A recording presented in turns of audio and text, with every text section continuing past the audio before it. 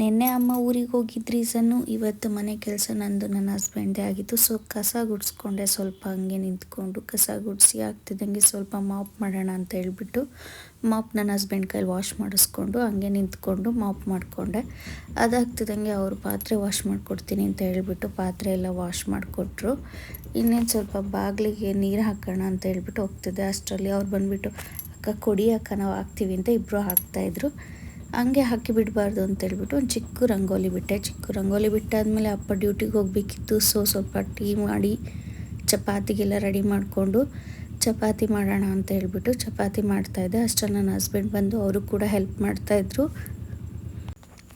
Next ಹಾಗೆ ಅವ್ರ box ಎಲ್ಲ ರೆಡಿ ಮಾಡಿಬಿಟ್ಟು ನನ್ನ ಹಸ್ಬೆಂಡ್ ಬಂದುಬಿಟ್ಟು ಅವರು ಮಾಡ್ತಾಯಿದ್ರು. ಇನ್ನೂ ಸ್ವಲ್ಪ ಚಪಾತಿ ಹಾಕ್ತಾಯಿದ್ರು. ನಂಗೆ ಸ್ವಲ್ಪ ಹೊಟ್ಟೆ ಹಸಿತಿದೆ ಅಂತ ಹೇಳ್ಬಿಟ್ಟು ನಾನು ನಾಷ್ಟ ಮಾಡಿಬಿಟ್ಟೆ ಬೇಗ. ಆಮೇಲೆ ಡೈಲಿ ನಾನೊಂದು ಇಂಜೆಕ್ಷನ್ ತೊಗೊತಾ ಇದ್ದೀನಿ. ಲೈಕ್ 2 ಮಂತ್ಸ್ ಆದಮೇಲೆ ಹಾರ್ಟ್ ಬೀಟ್ ಬಂದಾದಮೇಲೆ ಇದು ಸ್ಟಾರ್ಟ್ ಮಾಡೋಕ್ಕೆ ಹೇಳಿದ್ದಾರೆ.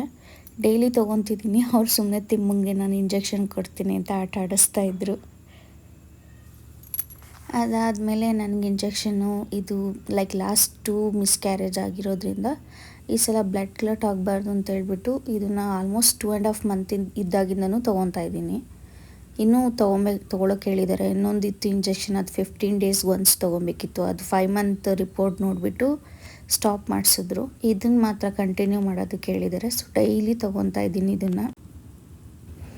ಅವ್ರು ಬಾಕ್ಸ್ ರೆಡಿ ಮಾಡಿ ಹಂಗೆ ಸ್ವಲ್ಪ ಪಾತ್ರೆ ವಾಶ್ ಮಾಡೋಣ ಅಂತ ಹೇಳ್ಬಿಟ್ಟು ಪಾತ್ರೆ ಎಲ್ಲ ವಾಶ್ ಮಾಡಿ ಸ್ಲ್ಯಾಬ್ ಎಲ್ಲ ಕ್ಲೀನ್ ಮಾಡಿಬಿಟ್ಟು ನಾನು ಹೊರಗೆ ಬಂದೆ. ನನ್ನ ಹಸ್ಬೆಂಡ್ ಸೂಪ್ ಏನೋ ಮಾಡ್ತೀನಿ ಅಂತ ಅದು ಪ್ಯಾಕೆಟ್ಸ್ ಎಲ್ಲ ತಂದು ಸೊ ಸೂಪ್ ಮಾಡಿದ್ರು.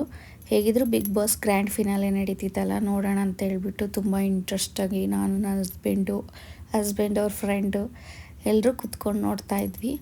ಅದಾಗ್ತಿದ್ದಂಗೆ ನೈಟ್ ಸ್ವಲ್ಪ ಮಿಕ್ಕಿದ ಪಾತ್ರೆ ಇತ್ತು ಅಂತ ವಾಶ್ ಮಾಡಿ ಇಟ್ಟರು. ಇದು ಇವತ್ತಿನ ಲಾಗ್ ಆಗಿರುತ್ತೆ. Thanks for watching. Meet you in the next log.